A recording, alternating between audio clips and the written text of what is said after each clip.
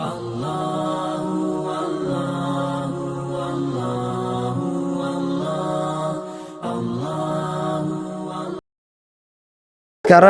kita masuk pada bagian yang kedua dari fikih, yaitu fikih muamalah.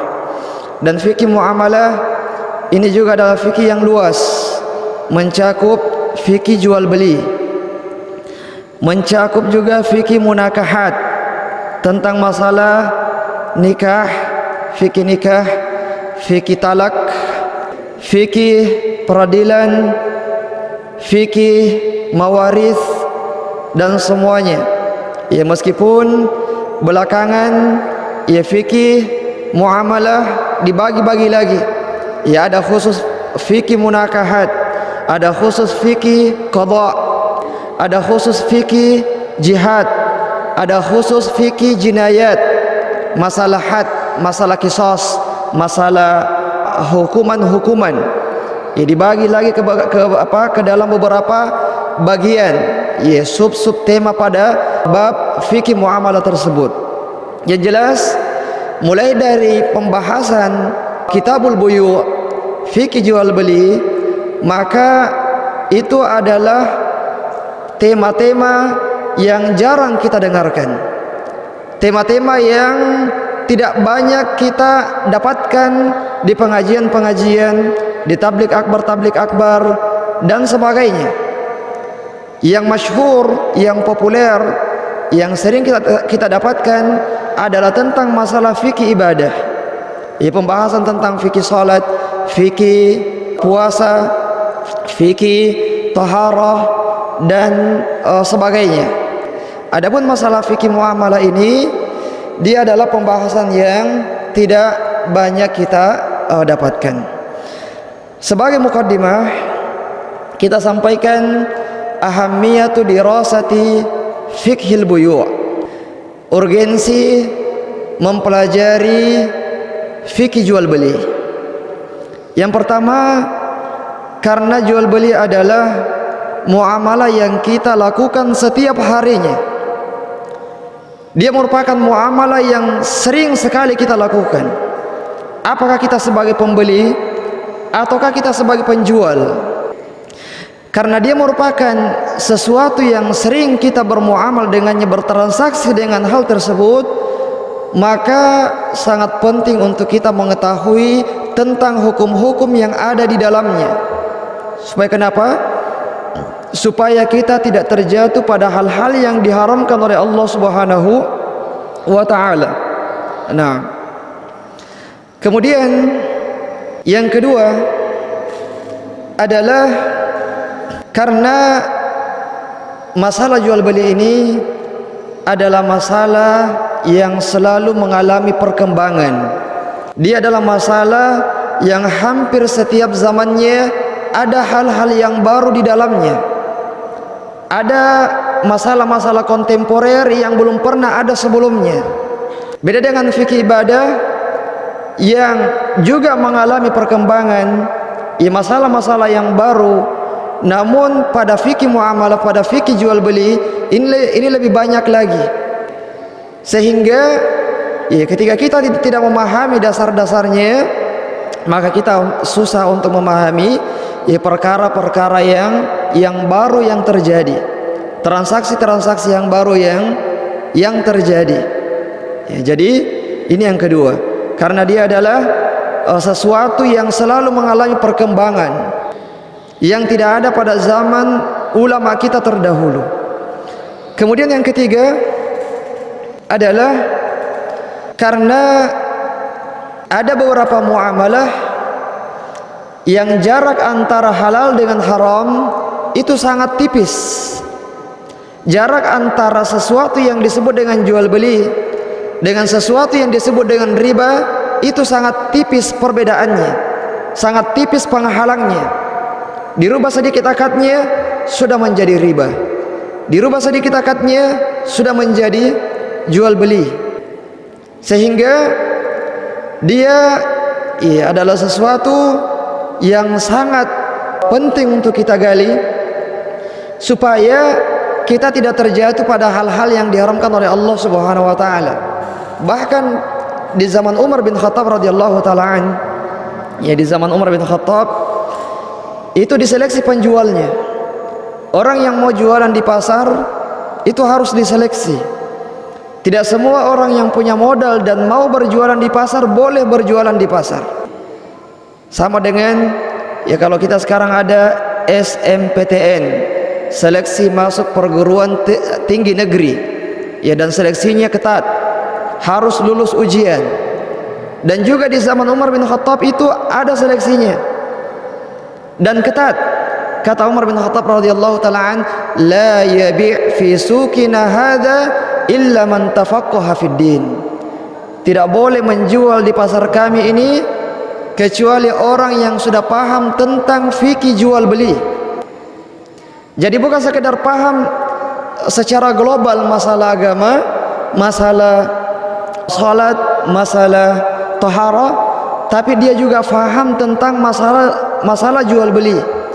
Mana jual beli yang boleh, mana jual beli yang haram, mana akad-akad yang merusak jual beli dan mana akad-akad yang tidak merusak jual beli.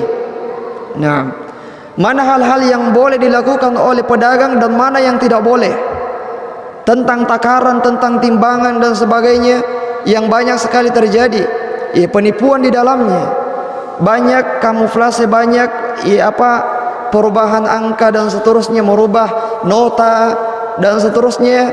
Ini semuanya perlu untuk diketahui oleh para pedagang, ya, terkhusus para pedagang. Ya, semuanya pembeli dan pedagang semuanya masuk, namun ya lebih ditekankan lagi kepada para pedagang, karena dia yang banyak, yang paling sering bertransaksi dengan masalah jual beli tersebut.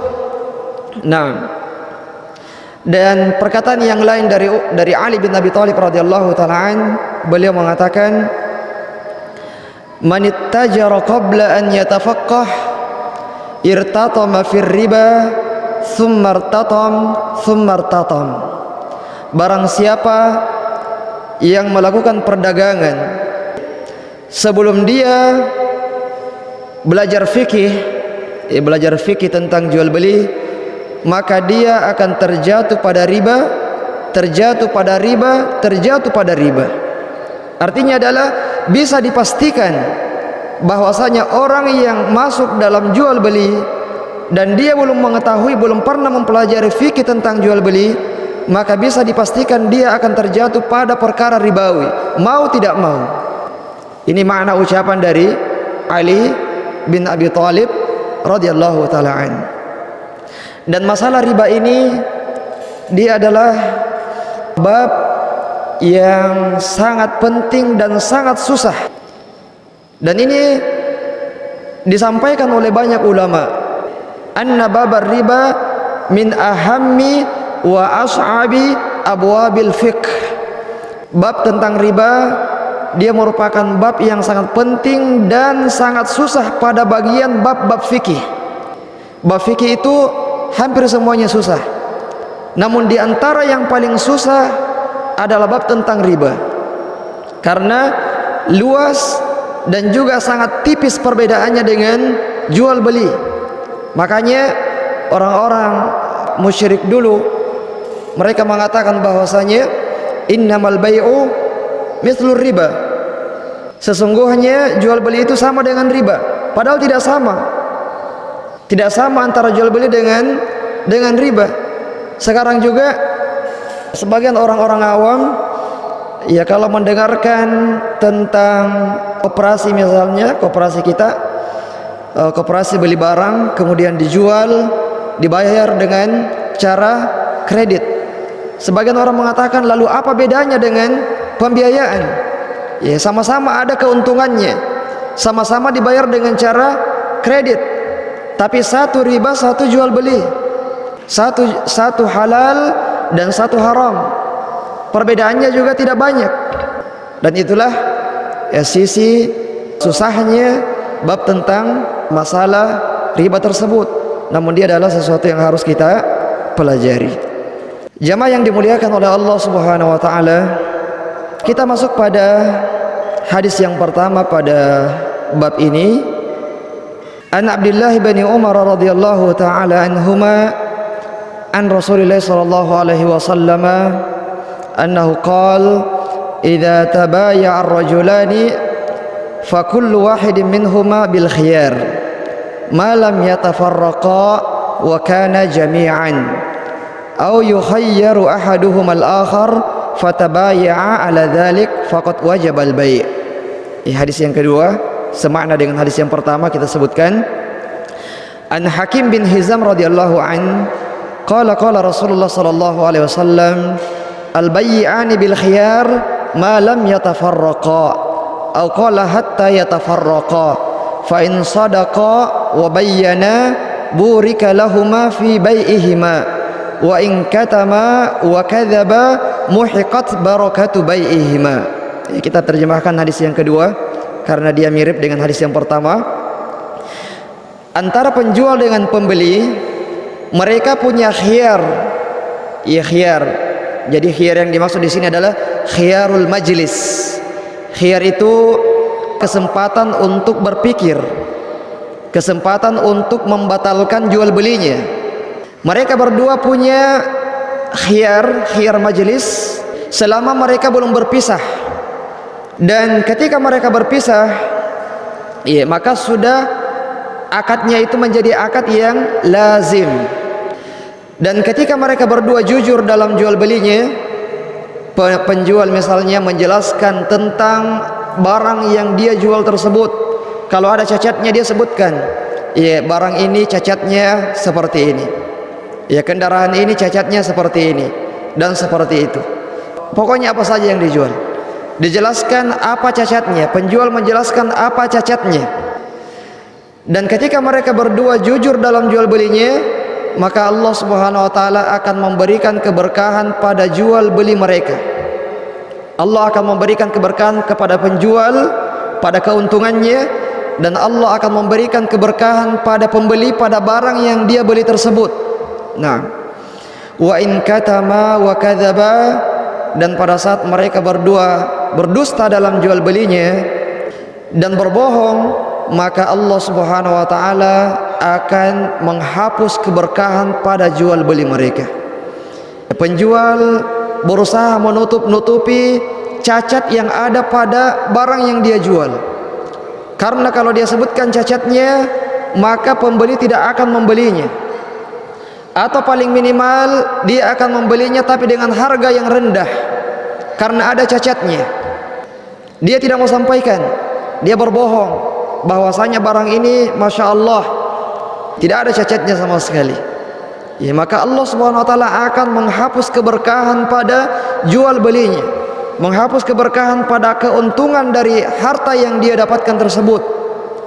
Adapun kebohongan dari pembeli, ya, dia berbohong mungkin dari uangnya, ya, uang yang dia gunakan palsu atau tidak, ya, bisa jadi. Maka dia juga harus jujur ketika dia membeli sesuatu. Jamaah yang dimuliakan oleh Allah Subhanahu wa taala, ya, kita akan jelaskan tentang hadis ini, masalah khiyarul majlis dan masalah iqalah, dan juga masalah tentang keberkahan. Yang pertama adalah masalah khiyar. Jadi khiyar itu ada banyak. Salah satunya adalah khiyar majlis. Dan sebagaimana kita sebutkan tadi, yang namanya khiyar adalah kesempatan untuk berpikir, dan akad itu belum menjadi lazim selama masih ada khiyarnya. Misalnya masih di toko, sudah transaksi jual beli, penjual sudah menyerahkan barang, pembeli sudah menyerahkan uang, tapi masih berada di toko. Maka ketika pembeli atau pembeli mau membatalkan jual belinya, maka itu boleh bagi dia untuk membatalkannya. Dia mengatakan, afwan, ya, sepertinya saya berubah pikiran, saya tidak jadi membelinya, ya, saya tidak jadi membelinya. Maka penjual ini tidak punya pilihan, ya, tidak punya pilihan, dia harus mengembalikan uangnya selama tidak ada syarat yang sudah ditentukan bahwasanya barang yang sudah dibeli tidak dapat ditukar lagi meskipun masih berada di toko. Tapi ini mungkin tidak ada syarat yang seperti ini, ya. Ya, biasanya kalau sudah keluar, ya, kalau sudah keluar, dan ini yang sesuai dengan syariat kita. Ya, kalau selama masih berada di majelis, maka mereka berdua masih berkesempatan untuk membatalkan jual belinya jika mereka mau. Nah, adapun ketika sudah dibawa ke rumah, dibawa keluar dari tokonya, kemudian berubah pikiran, ya, dia mengatakan, afwan, saya kembalikan lagi, saya tidak jadi beli, saya mau beli kebutuhan yang lain. Kalau penjualnya ridha, maka boleh, ya, boleh dikembalikan lagi.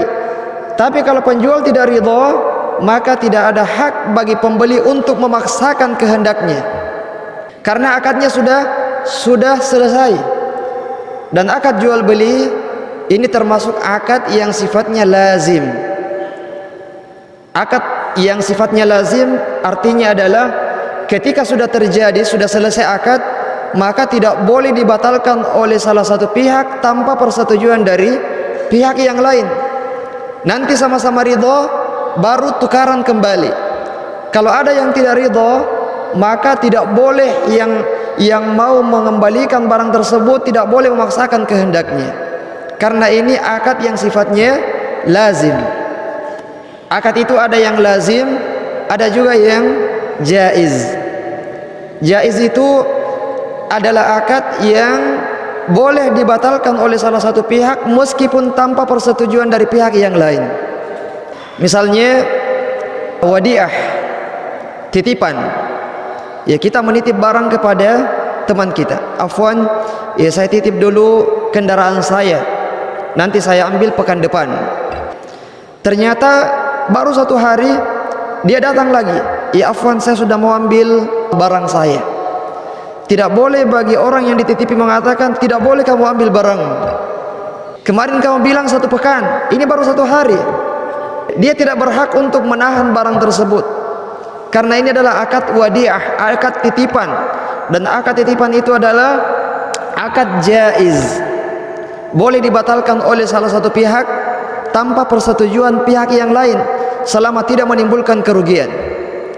Begitu pula dengan sebaliknya, orang yang dititipi mengatakan, "Thayyib, saya akan simpan barangmu selama 1 pekan."